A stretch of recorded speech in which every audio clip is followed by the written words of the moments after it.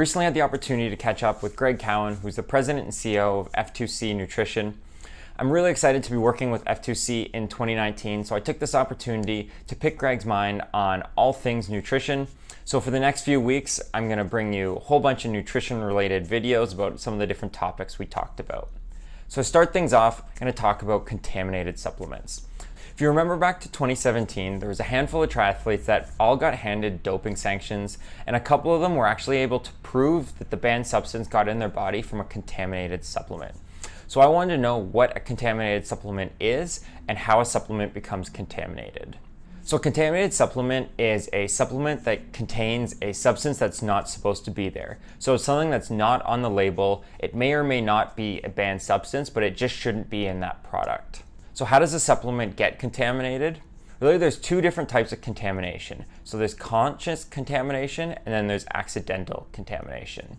So conscious contamination is when a company purposely puts a substance in there that shouldn't be there. Triathlon doesn't really have a history of conscious contamination. If you look at some other sports, like supplements that bodybuilders are going to be taking, this is something that is a little bit more common, where a supplement might be spiced with something to provide some performance enhancing benefits. But really what we deal with a lot more in triathlon is unconscious or accidental contamination. So how does a product get accidentally contaminated? And speaking of Greg, I was really surprised to hear that in 2017, F2C rejected 42% of all the raw materials that it received. So these are the materials that would go into actually making the supplements, but 42% were rejected because when F2C tested the supplements when they arrived, it didn't contain exactly what was on the label. Now, this is a step that many supplement companies don't take, so they just trust what's on the label, so they could unknowingly be using products in their supplements that they don't want to be there. The second common way to have an accidentally contaminated supplement is through shared manufacturing facilities. So some of the smaller nutrition companies don't have their own manufacturing facility, they share it with a bunch of different companies.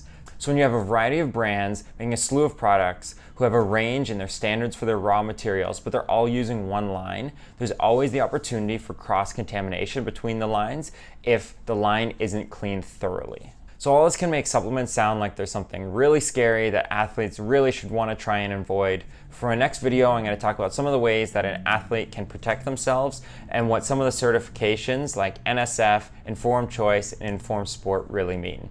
So thanks a lot for checking out this week's video. If you like what you see, you can click the subscribe button down below. And until next time, happy training. Oh, this you crazy mother.